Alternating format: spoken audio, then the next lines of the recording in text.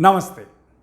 Burning mouth syndrome मतलब patient का ये कंप्लेंट रहेगा कि वो बताएंगे कि मुंह के अंदर हर टाइम जलन जैसा लग रहा है। हर टाइम शुरुआत में फ्रीक्वेंसी कम रहेगा, जैसे जैसे बीमारी बढ़ता जाएगा उसका कंप्लेंट भी बढ़ता जाएगा। हर टाइम बताएंगे हर टाइम जलन रहता है। तो ये है बर्निंग माउथ सिंड्रोम। ये बर्निंग माउथ सिंड्रोम में दो टाइप का डिसीज है। इसमें cause as per the cause एक प्राइमरी है जिसमें कुछ रीज़न नहीं है, आने का कुछ रीज़न नहीं है, और दूसरा वाला सेकेंडरी है, वो है कुछ रीज़न से आए। मैं तो इसका कॉजेस के बारे में मैं आपको बताऊंगा। तो पेशेंट का कंप्लेंट मैंने ऑलरेडी बता दिया। एक जो मेन कंप्लेंट है कि मुंह के अंदर हर टाइम जला बर्निंग सेंसेशन रहता है और नमनेस रहेगा मुंह के अंदर, और ड्राइनेस, साथ साथ ड्राइनेस होने का चांसेस है, और उनको टेस्ट का चेंजेस भी रहेगा एंड फूड इनटेक उनका बहुत कम रहेगा। इतना कंप्लेंट रहने के कारण फूड इनटेक कम रहेगा। वो यूजुअली ये बढ़ने के बाद वो ब्लैंक फूड और नॉन टेस्टी फूड थोड़ा थोड़ा करके ही खाते हैं। ये रहेगा मेन कंप्लेंट। तो एग्जामिनेशन के टाइम में इतना ज़्यादा पॉजिटिव फाइंडिंग कुछ नहीं रहेगा। तो ये ज़्यादातर रिस्क फैक्टर बताएंगे, देखेंगे तो ये फीमेल्स में होता है, specially above the age of 50, और उनका मेनोपॉज का टाइम में होता है, ज़्यादा रहेगा। अभी इसका कॉज तो मैं पहले बता चुका हूँ कि ये प्राइमरी हो सकता है और सेकेंडरी। और प्राइमरी में कुछ रीज़न नहीं है, इडियोपैथिक है, तो ऐसा भी हो सकता है। सेकेंडरी में मैं आपको 4-5 रीज़न बताऊँगा। एक है एंग्जाइटी, दूसरा डिप्रेशन के साथ स्ट्रेस।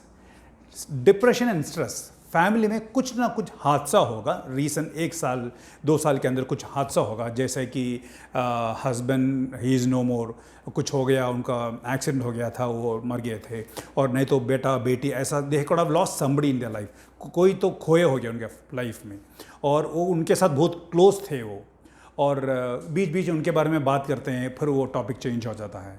ऐसा स्ट्रेस और डिप्रेशन रहता है, और ये एक मोस्ट इम्पॉर्टेंट फैक्टर है। साथ साथ में और दूसरा कॉजेज़ ये है कि जिस्म में आयरन कंटेंट कम होना, विटामिन B12 लेवल कम होना, फॉलिक एसिड और थायराइड फंक्शन, थायराइड हार्मोन्स का ऑल्ट्रेशन, वेरिएशन, वाइड वेरिएशन होना, और ऐसा फैक्टर्स भी साथ रहेगा। हार्मोनल और थोड़ा मेडिकेशन से जो बर्निंग माउथ सिंड्रोम एग्रीवेट कर सकता है। तो ये है बर्निंग माउथ सिंड्रोम का सेकेंडरी कॉजेस। अगर जो सेकेंडरी कॉज है तो ट्रीटमेंट बहुत आसान है, बट प्रॉब्लम ये है कि ज़्यादा देर 60 to 70% वो प्राइमरी कॉज होता है, जिसमें सिर्फ कुछ रीज़न नहीं है, बट स्ट्रेस और डिप्रेशन ज़रूर रहता है। अभी रिस्क फैक्टर्स मैं ऑलरेडी बता चुका हूँ कि फीमेल्स में 50 ईयर्स के ऊपर और मेनोपॉज के टाइम में होता है। और अभी इन्वेस्टिगेशन, तो इन्वेस्टिगेशन इसलिए कि ये सेकेंडरी कॉज है कि प्राइमरी। अगर जो सेकेंडरी कॉज है तो वो ट्रीट कर सकते हैं। तो मुझे CBC चाहिए, साथ में ESR, vitamin B12 level, folic acid level, साथ में थायराइड फंक्शन टेस्ट, और डायबिटिक है तो नहीं तो फैमिली हिस्ट्री है तो fasting blood sugar, random blood sugar, और दवाई रेगुलरली ऐसा डायबिटिक पेशेंट खा रहे हैं तो हीमोग्लोबिन, ग्लाइकोसिलेटेड हीमोग्लोबिन, इतना ब्लड टेस्ट चाहिए। अगर जो इसमें कुछ भी पॉजिटिव निकला, वेरिएशन है वैल्यू में, तो हम इसे ट्रीट कर सकते हैं, नहीं तो it comes under the class of primary burning mouth syndrome. अभी इसका मेन ट्रीटमेंट, जैसे मैं बता चुका हूँ कि इसका मेन कॉज जो है प्राइमरी है, स्ट्रेस एंड डिप्रेशन। सो अच्छा सा एक आपका सिटी में जो भी अच्छा सा साइकियाट्रिस्ट ने साइको एनालिस्ट जो है, उनसे मिलके आपको एक काउंसलिंग चाहिए। ये काउंसलिंग से 60 to 80% बीमारी नॉर्मल हो सकता है। तो अगर जो आपका साइको एनालिस्ट को लग रहा है कि आपको साइकियाट्रिस्ट को भी मिलना है, तो आप साइकियाट्रिस्ट को मिलेंगे तो वो आपको सबसे कम लो डोज एंटी डिप्रेसेंट दवाई भी ऐड करेगा, और इसके साथ साथ में आपको एक मल्टीविटामिन टैबलेट भी लेंगे तो बेहतर है। अभी मैं आपको ऐसा थोड़ा हिंट्स दूंगा कि क्या क्या चीज़ आप अवॉइड करेंगे तो बेहतर है। ये साइको एनालिसिस के ट्रीटमेंट के साथ साथ में आपको बहुत ठंडा और बहुत गर्म खाना और पीना नहीं लेना चाहिए। ठंडा गर्म अवॉइड करना चाहिए।